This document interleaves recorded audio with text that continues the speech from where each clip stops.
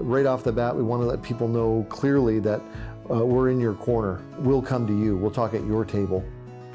We really want people to be able to feel comfortable grieving and celebrating the lives of their loved ones the way that suits them best. From beginning, middle, and end, the personal touch is crucial. We do full service for funerals, and it's just not going to cost you as much.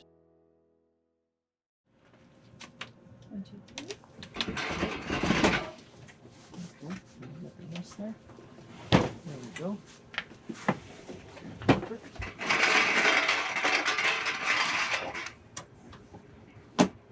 People often wonder, well, what happens to someone that dies without family and without money? Well, we have a procedure. We deal with the government and law enforcement to seek to bury that individual, to give them a dignified, humane last moment. And that's what we're doing today. When there's no family as a real, it's not very common around here. So what happens is no one wants to be the authority that said, okay, let's cremate somebody, and they have no body left, and then a family appears.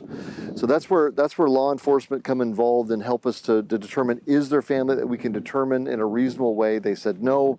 So that the default is that a person must be buried, cannot be cremated, because it would be sad for a family member to find out months, weeks, days, years later and say, I want to go visit the grave, or there needs to be an investigation and there's no body. So that's why the burial is happening. We figured it was our due diligence to put the word out. So we put a notice on our website and also in the newspaper that this individual has passed away, and just letting people know that he's being buried today. And on the chance that someone would reach out, I got a phone call over the weekend with some folks that had a friendship with this individual, and they recognized the name, and they said, my goodness, we wondered what happened to him. And they said, can we come? We said, of course you could. Yeah, I'm glad you reached out and made that phone call, because sometimes there is no phone call, and the person is just completely a mystery. He was in the newspaper business, and he used to work for the Wallaceburg Courier Press. Huh. And he quit that. He was a smart man. Oh yeah, he's very smart. I met him probably about 28 years ago.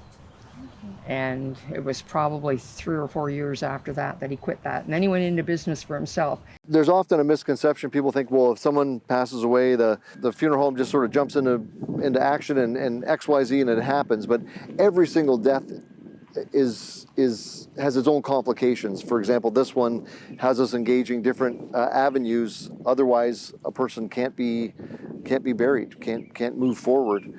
But say with a full traditional funeral, this would look a lot different. We'd be here in a hearse. There might be a pastor or a priest here. There might be a much larger gathering. There could be singing and praying, following a service that we've just come from. So every funeral home is a bit different, and the details are there's a long list of them. A dynamic at every cemetery is you're dealing with nature, and it's not been very wet these days, but sometimes you'll hit a pocket of soil that's very, very loose, very, very sandy. And it just so happens that this individual's grave that was provided for him is very, very sandy. So what happens as the 6-foot grave that's being prepared, it starts to cave in, and it makes it very difficult to be near safely. So that's why the vault was actually prepared away from the grave. Oh, okay, I thought you'd seen the. So normally, normally it's in the grave, and then we lower into it, and then all he does is lower the lid down onto it. So here he's going to do that, and then grab the lid, put the lid on top, and then the workers come back and fill the grave. It's not in the back 40. It's not in the pauper's field. It won't be an unmarked grave either. We will have a small granite marker created with this individual's name on it. So this person that lived 81 years, there's a mark. There's a mark. His body will be buried here forever, and so it's a very compassionate, humane way to approach these times.